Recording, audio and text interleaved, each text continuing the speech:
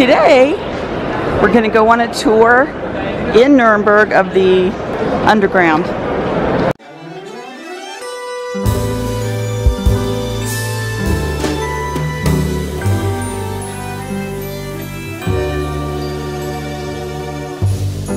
So we've arrived inside the old city walls of Nuremberg, and we're going to walk through the Christmas market up towards the castle, which sits at the top of the hill.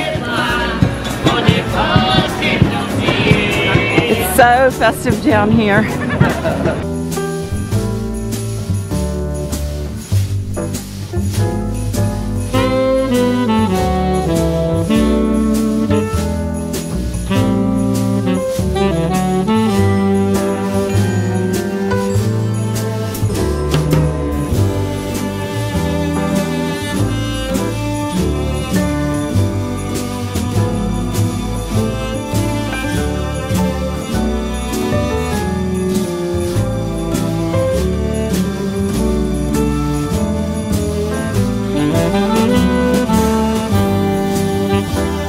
So we're walking up the hill towards the Imperial Castle here in Nuremberg.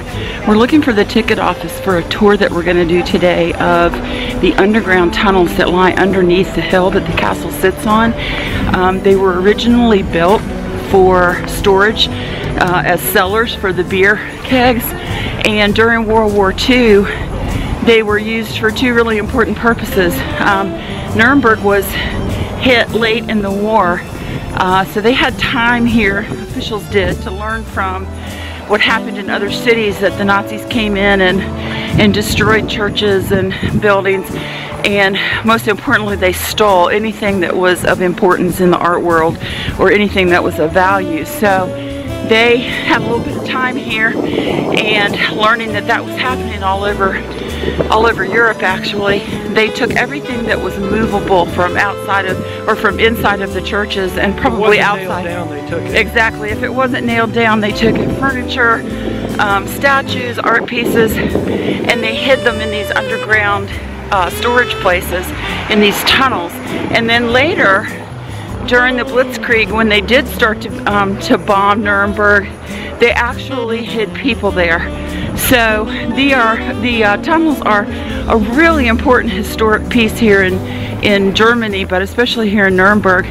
And we're going to do that tour today. As many times as we've been here, we've never managed to get to that. So Mark doesn't want to get run over. So yeah, you do see cars here every once in a while. There's not many here, but in downtown where the market is, in the center part of town, there are no cars allowed. There's just pedestrian streets, but you do see cars here.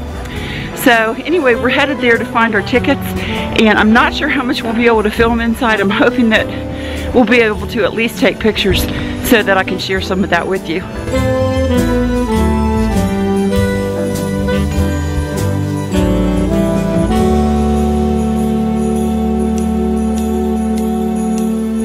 So we found the ticket office, and we bought our tickets for the bunker tour a little bit later. Our guidebook said there were only 2 a day, but she said that they have increased them because of the Christmas market now, so they're doing them every 15 minutes. And I'm glad we came as early as we did, because we weren't able to get on one until 3:45. So we're going to go to the Albrecht Durer house now. Albrecht Durer was a famous artist and pretty much the most important guy, the VIP here in Nuremberg, and donated a lot of money to the city. And as wealthy as he was, I think you'll be surprised at the size of the house and the furnishings and so forth. So we'll take you on in there.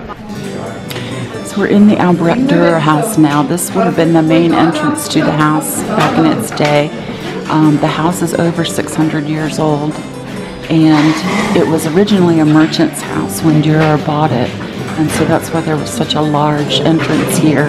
This part of the house would have been used for business purposes.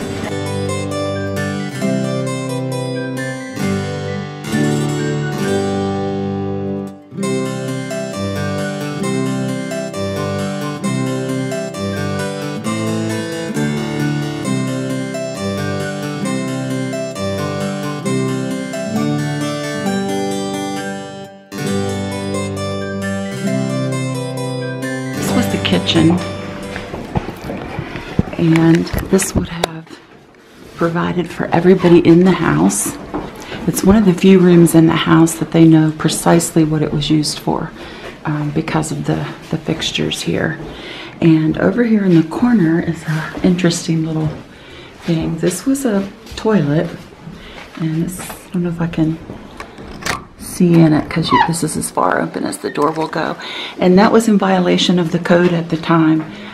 It would have originally had a door coming from the outside, but in Durer's later years it became difficult for him to manage stairs, and so he, against codes, made the doorway inside going to the bathroom through the kitchen, which was not allowed. However, the city officials, not wanting to anger him because he was such a contributor and an important person to the city, never filed charges against him, and so he got away with it, which just goes to show that being rich has had its advantages throughout history.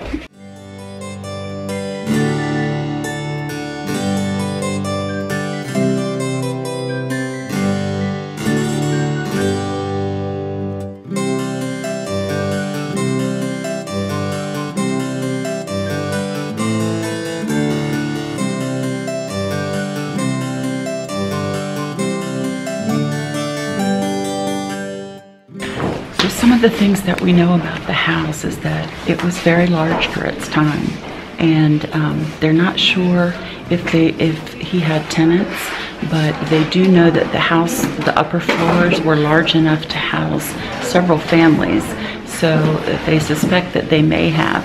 They do know from records that his mother lived here until her death.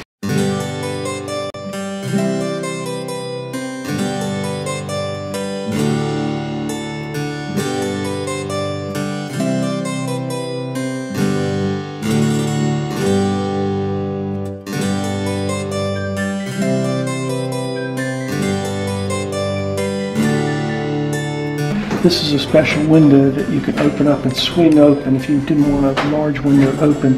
But this is primarily so you could view down the street, so you could actually see people coming or approaching.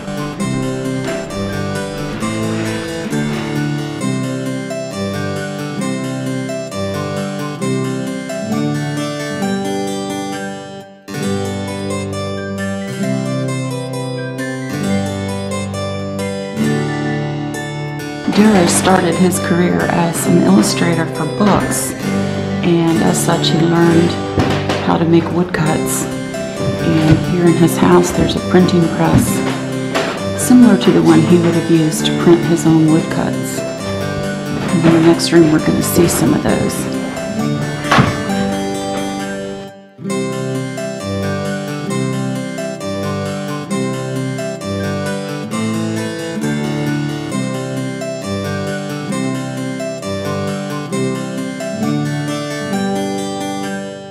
These exhibits show some of the tools and elements that Durer used in his paintings.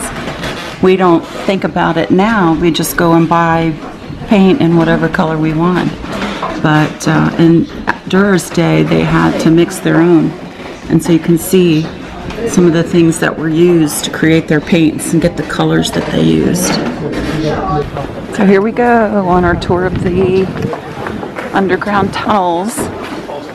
So we've come down into the caves. The main entrance was built in the middle of a square when it was opened up for humans, so that the rubble from the buildings wouldn't block the entrance. And then once you get down in here, the tunnels go in twists and turns so that there would be no, what kind of waves did he say? Pressure waves. Pressure waves from the bombings.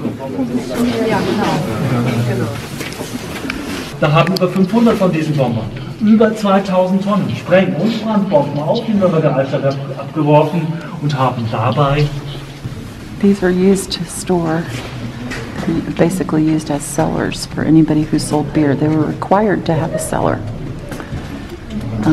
Back as far back as 1380, the city of Nuremberg required it.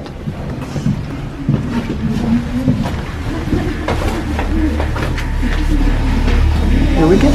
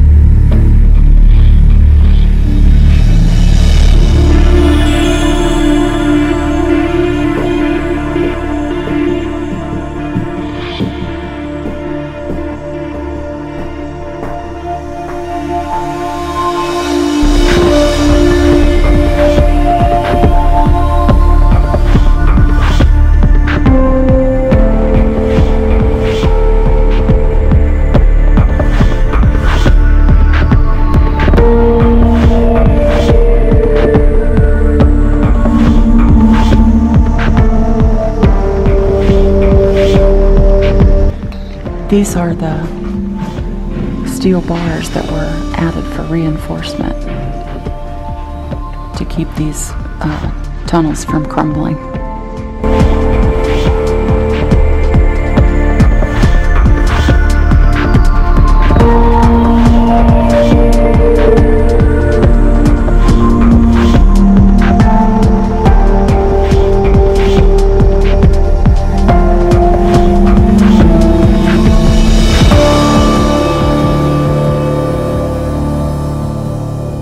So we realized last night that we hadn't done a wrap-up of yesterday's tours and activities. We hadn't intended to do the Albrecht Durer house, but we couldn't get into the tunnel tour as early as we had planned. So the Durer house was close by, and it's a fairly, what did we spend in there, maybe an hour?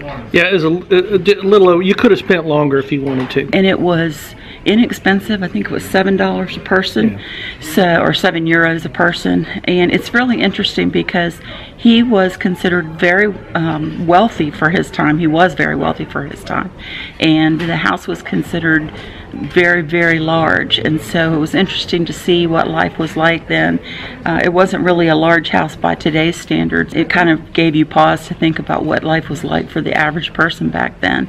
And of course, he's a very renowned artist, and probably more known in the art community than most people. We know of Picasso and Rembrandt and people like that, but probably haven't heard much of Albrecht Durer. But it's a very worthwhile tour. Well, of his time, he was very famous. That's why he was well off. He's kind of like the Andy Warhol of that time. Right. Where his paintings sold really, really well. Right.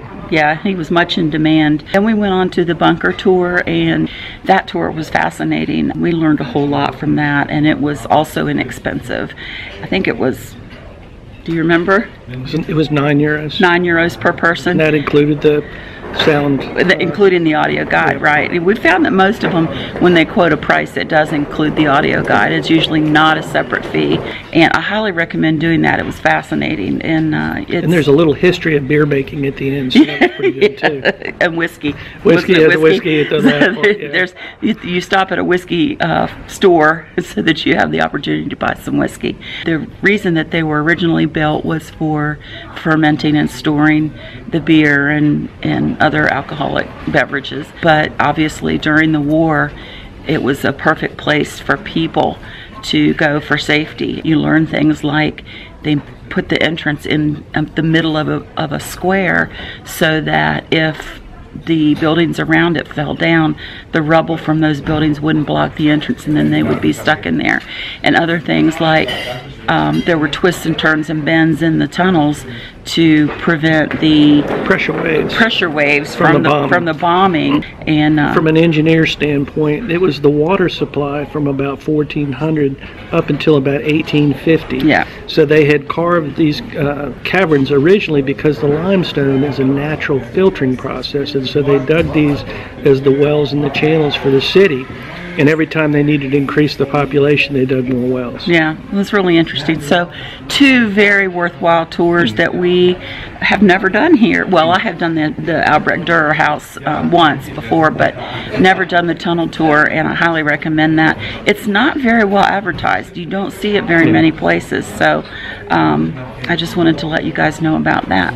And if you want to know the location, just ask everybody where the rabbit statue is, and the location where you go to the tour and the tickets, and even the Albrecht Durer house is right up in that area. Yeah, I'll put some of that information down below too, though. If you haven't already subscribed, make sure you subscribe down below.